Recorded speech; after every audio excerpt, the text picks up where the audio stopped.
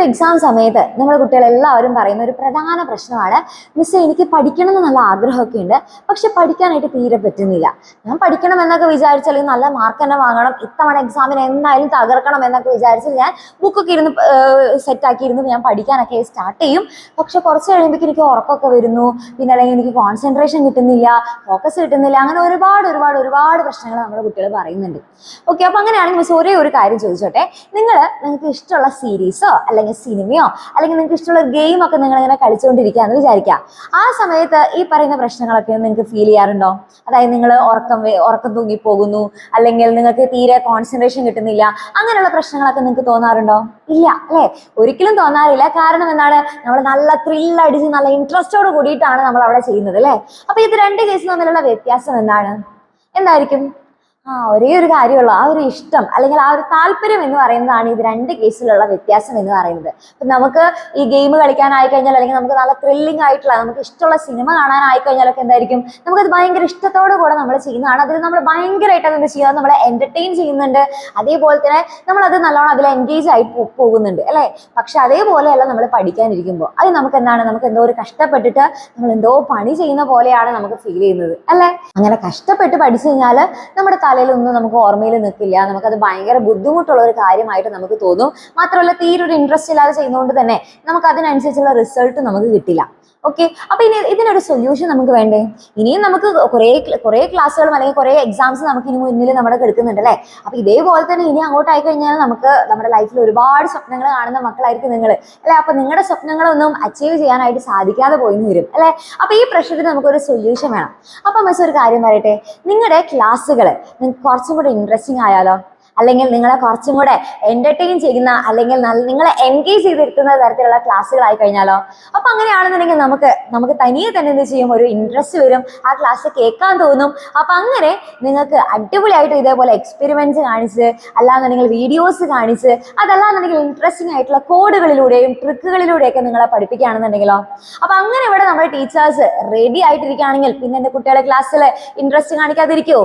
ഒരിക്കലില്ല. അപ്പൊ നല്ല അടിപൊളിയായിട്ട് നല്ല ഇഷ്ടത്തോടെ കൂടെ തന്നെ നിങ്ങൾക്ക് പഠിക്കാനായിട്ട് സാധിക്കും. ഓക്കെ, അപ്പൊ അങ്ങനെയാണെന്നുണ്ടെങ്കിൽ ഒരൊറ്റ ക്ലാസ് പോലും മിസ്സാക്കൂല. നിങ്ങൾ അടിപൊളിയായിട്ട് നമ്മുടെ ടീച്ചേഴ്സ് എവിടെ നിന്നാണോ സ്റ്റാർട്ട് ചെയ്തത് അവസാനം വരെയുള്ള ക്ലാസ് എന്റെ കുട്ടികൾ അടിപൊളിയായിട്ട് കാണും എന്നുള്ള കാര്യത്തിലെ ഷുവർ അല്ലേ? അപ്പൊ അതിന് നിങ്ങളെ ഹെൽപ്പ് ചെയ്യുന്നതാണ് നമ്മുടെ എക്സാമിനറിന്റെ സ്വന്തം ബാച്ച് ആയിട്ടുള്ള നമ്മുടെ ശക്തി ബാച്ച് എന്ന് പറയുന്നത്. അപ്പൊ ശക്തി ബാച്ചിൽ നിങ്ങൾക്കായിട്ട് ലൈവ് ക്ലാസ്സുകൾ ഉണ്ടായിരിക്കും, റെക്കോർഡ് ക്ലാസ്സുകൾ ഉണ്ടായിരിക്കും. അപ്പൊ ഈ ലൈവ് ക്ലാസ് എന്ന് വെച്ച് കഴിഞ്ഞാൽ നിങ്ങൾക്ക് ടീച്ചേഴ്സിനെ അടുത്ത് ഇന്ററാക്ട് ചെയ്തിട്ട് എന്തെങ്കിലും ഡൗട്ട് ഒക്കെ ഉണ്ടെങ്കിൽ ധൈര്യമായിട്ട് ഡയറക്റ്റ് ആയിട്ട് തന്നെ ടീച്ചേഴ്സിനെ അടുത്ത് ചോദിക്കാൻ സാധിക്കും. അപ്പൊ അങ്ങനെ നല്ല ഇന്ററാക്റ്റീവ് ആയിട്ടുള്ള ക്ലാസ്സുകളായിരിക്കും നമ്മുടെ ലൈവ് ക്ലാസ് ഉണ്ടായിരിക്കുക. ഇനി അതല്ല മിസ് എനിക്ക് ലൈവ് ക്ലാസ് മിസ്സായി പോയി, അപ്പൊ അങ്ങനെയാണെന്നുണ്ടെങ്കിൽ ഇപ്പൊ ഞാൻ എന്ത് ചെയ്യും അല്ലെ, അതിനാണ് നിങ്ങൾക്ക് റെക്കോർഡ് ക്ലാസ്സുകൾ ഉള്ളത്.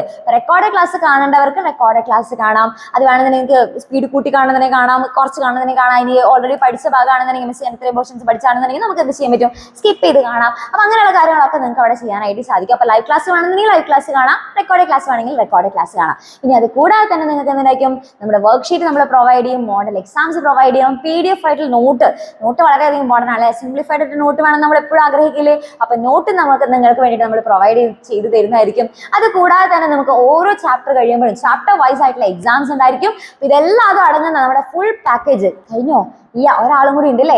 ആരാണ്? നമ്മുടെ ഗൈഡ്. ഓക്കെ, അതായത് നമുക്കറിയാം നമ്മൾ എപ്പോഴും പഠിക്കുന്ന സമയത്ത് നമുക്കൊരു ഗൈഡും കൂടെ വേണം അല്ലേ. അപ്പോഴാണ് നമുക്ക് കുറച്ചും കൂടെ കംഫർട്ടായിട്ട് നമുക്ക് പഠിക്കാനായിട്ട് സാധിക്കുക. ഓൾറെഡി നിങ്ങൾ ഈ ക്ലാസ് കേൾക്കുന്നുണ്ട്, അതിന് കൂടെ ഇനി ഗൈഡൊന്നും അന്വേഷിച്ച് ഇനി വേറെ തപ്പി നടക്കേണ്ട ആവശ്യമൊന്നുമില്ല. നിങ്ങൾക്ക് വേണ്ടിയിട്ട് കംപ്ലീറ്റ് ബുക്ക് സെറ്റ്, നമ്മുടെ എക്സാമിനർ ബുക്ക് സെറ്റ് നിങ്ങൾക്ക് വേണ്ടിയിട്ട് നമ്മൾ പ്രൊവൈഡ് ചെയ്യുന്നതായിരിക്കും. അപ്പൊ അതിൽ നിങ്ങൾക്ക് ക്വസ്റ്റ്യൻസ് ഉണ്ടായിരിക്കും, അതായത് പ്രീവിയസ് ഇയർ ക്വസ്റ്റ്യൻസ് ഉണ്ടായിരിക്കും, മോർ ക്വസ്റ്റ്യൻസ് ഉണ്ടായിരിക്കും, ഓരോ ചാപ്റ്ററിന്റെ ഷോർട്ട് ആയിട്ട് നോട്ട്സ് ഉണ്ടായിരിക്കും. ഇതൊക്കെ നമ്മൾ നമ്മുടെ ഗൈഡിൽ പ്രൊവൈഡ് ചെയ്യുന്നുണ്ട്.